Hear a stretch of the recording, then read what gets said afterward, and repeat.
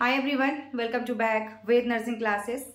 Dear, आज हम discuss करने वाले हैं इस वीडियो में पोस्ट बेसिक बीएससी नर्सिंग, जो अभी थ्योरी क्लासेस चल रहा है, जिनका जो फर्स्ट ईयर में बच्चे हैं या पीडियाट्रिक्स जिनको पढ़ना डियर, उनके लिए, क्योंकि पीडिया जिनका है एमएससी नर्सिंग भी कर रहे हैं और आपकी पीडिया सब्जेक्ट है आपके स्पेशलिटी में, तो आपके लिए भी इंपॉर्टेंट रहने वाले हैं। तो पोस्ट बीएससी वाले के लिए, बच्चों के लिए मैं बात करना चाहूंगी, फर्स्ट ईयर वाले के लिए जिनका एग्जाम है अभी जून जुलाई में, सबका एग्जाम एटलीस्ट हो जाएंगे डियर। एबीपीएमयू का तो आपका एग्जाम का डेट शीट भी दे दिया है। हमारे झारखंड की भी बात करें तो जून जुलाई में होगा, सभी स्टेट में जून जुलाई में एग्जाम फर्स्ट ईयर का हो जाएगा आपका।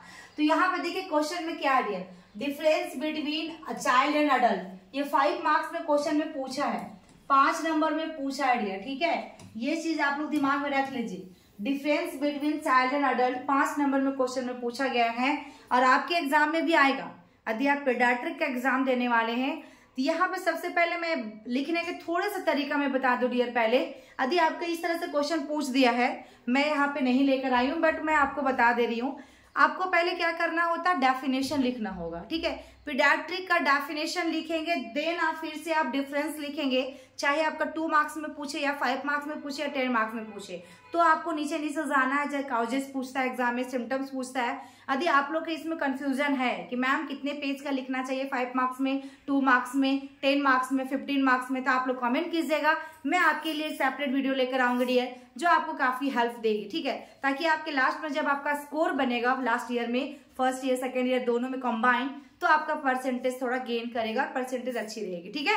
तो देखिए यहाँ पे सबसे पहले हम बात करेंगे कि difference between child and adult, focusing on key aspect relevant to growth, development and care. यदि आप ऐसे लिखते हो जिस तरह से मैंने यहाँ पे बताऊंगी, तो आपको 5 में 5 मिल जाएगा डियर, ठीक है।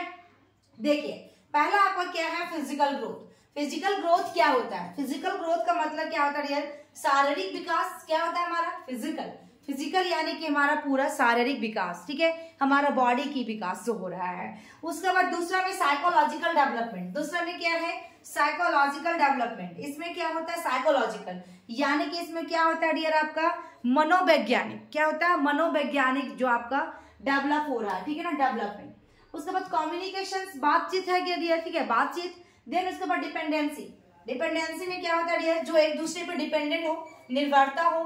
इम्यून सिस्टम, आपका इम्यून सिस्टम। देन आपका वाइटल साइंस, ये सब आप लोग को मालूम है डियर अच्छे से।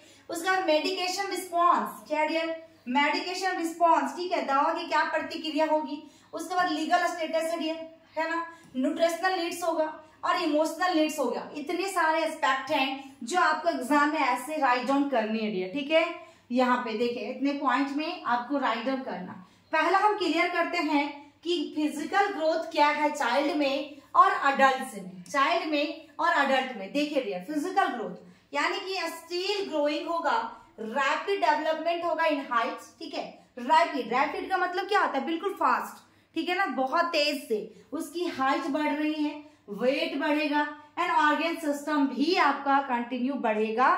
ये आपका स्टिल यानी कि ग्रोइंग हो रहा है, स्टिल, है ना, स्टिल ग्रोइंग, जो कि डियर अभी भी बढ़ रहा है, जैसे ऊंचाई, वजन, ऑर्गन सिस्टम। लेकिन अडल्ट में क्या होता है, ग्रोथ कंप्लीटेड हो जाती है। अडल्ट में क्या होता है डियर, विकास जो होता है पूरा हो जाता है, विकास, ग्रोथ यानी कि जो ग्रोथ हो रहा है कंप्लीटेड है, डी जहां लग गया यानी कि कंप्लीटेड। देन उसका बाद फिजिकल डेवलपमेंट, इसमें क्या होता है, स्टेबलाइज हो जाएगा। फिजिकल डेवलपमेंट क्या होगा, स्टेबलाइज हो जाएगा, ठीक है, यानी कि इसमें शारीरिक जो विकास होगा हमारा क्या होगा डियर, स्थिर हो जाती है। किसमें, अडल्ट में, जो हमारा हाइट बढ़ रहा है, वेट बढ़ रहा है। एक आपका सर्टन एज के बाद क्या लगता है, हमेशा बढ़ता रहता है। हमारे फीमेल्स में देखेंगे ज्यादातर 12-13 एज के बाद उनकी ज्यादा हाइट नहीं बढ़ती है, लेकिन बॉयज में तो बढ़ते हैं। तो ये सारे चीजें हैं डियर। तो अडल्ट और आपका चाइल्ड में डिफरेंस हुआ फिजिकल ग्रोथ। दूसरा में आपका क्या है, साइकोलॉजिकल डेवलपमेंट, जिसमें हमने बताया आपको कि मनोवैज्ञानिक विकास। क्या बताएं, मनोवैज्ञानिक विकास, ठीक है डियर। तो यहाँ पे देखिएगा cognitive and emotional development is on going. क्या होगा, कॉग्निटिव एंड इमोशनल, क्या डियर, कॉग्निटिव एंड इमोशनल, जिसमें आपका क्या होता है, संरचनात्मक और भावनात्मक, संरचनात्मक और भावनात्मक, ये दोनों विकास जारी रहेगा। किसमें, बच्चों में। लेकिन देखिएगा यहाँ पे फुली डेवलप्ड हो जाएगा कॉग्निटिव एंड इमोशनल मैच्योरिटी दोनों। क्योंकि बच्चों में तो बच्चा ही भगवान का रूप होता है, कहा जाता है, या चाइल्ड्स में, तो उसमें इमोशनली होगा, कॉग्निटिव भी होगा, जो कि आपका क्या होगा, चलता रहेगा, लेकिन अडल्ट में कंप्लीट हो जाएगा, फुली डेवलप हो जाएगा। तीसरा में देखिएगा कम्युनिकेशन।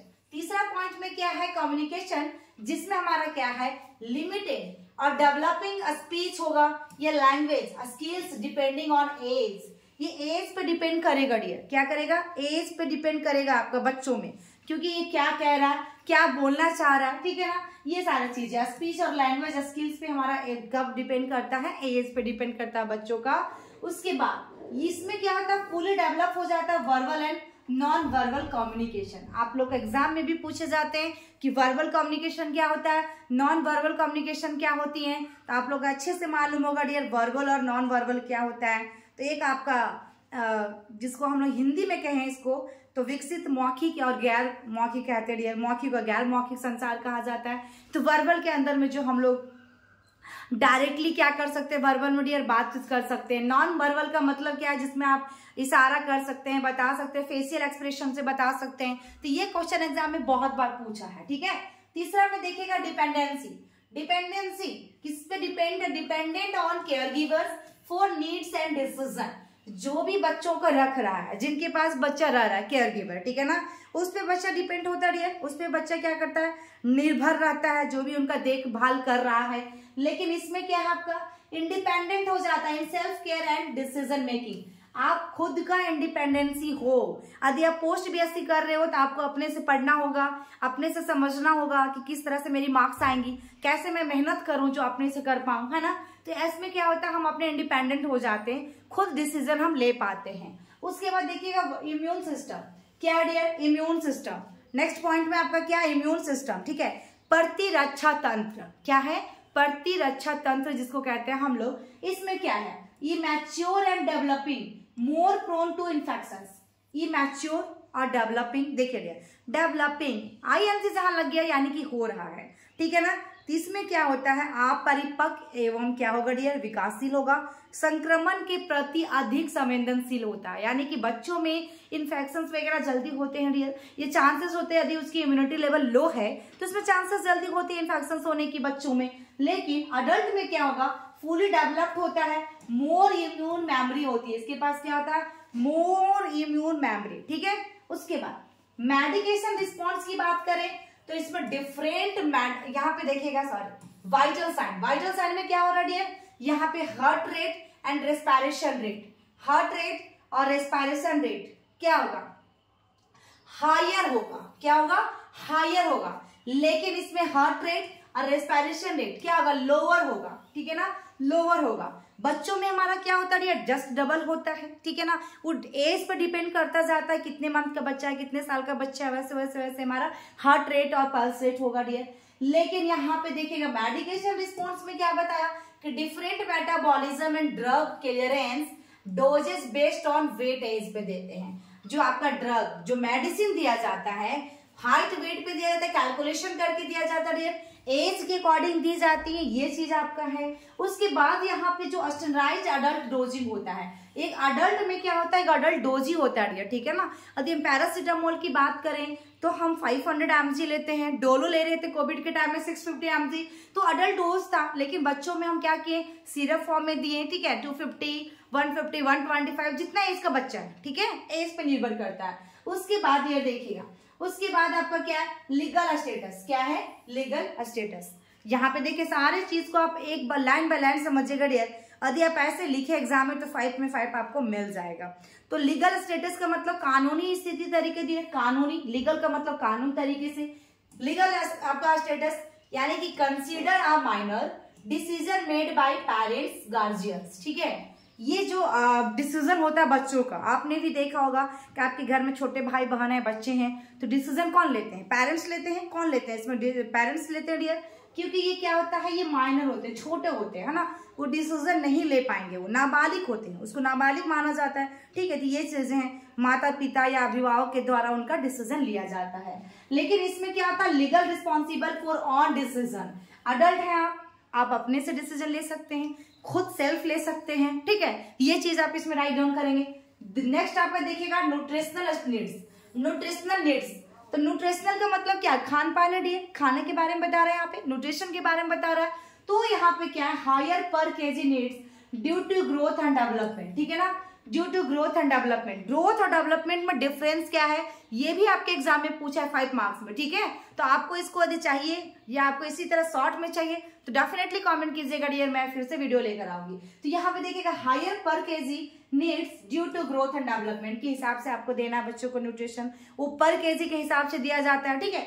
उसके बाद यहाँ पे स्टेबल रिक्वायरमेंट होता है based on activity level. Adult में क्या होता है, स्टेबल रिक्वायरमेंट होती है, आपको पता होता है, ठीक है, ये चीज है। उसके बाद इमोशनल नीड्स की मैं बात करूं, इमोशनल तो नीड्स सिक्योरिटी, रीएश्योरेंस एंड आपका देखिएगा नेचुरिंग, ठीक है। तो डियर यहाँ पे नीड सिक्योरिटी क्या होता है इसके अंदर में कि आपका लास्ट में इमोशनल नीड्स में आपका क्या है कि भावनात्मक आवश्यकताएं होती हैं बच्चों में डियर, जिसमें हमारा सुरक्षा होना चाहिए, आश्वासन और पोषण की आवश्यकता होती है, आश्वासन और न्यूट्रिशन की आवश्यकता होती है, ये सभी का आवश्यकता होती है किसमें, बच्चों में। लेकिन अडल्ट में क्या है आपका needs autonomy, achievement and self fulfilment. Needs क्या है, ऑटोनॉमी है डियर, नीड्स आपका ऑटोनॉमी है, ठीक है।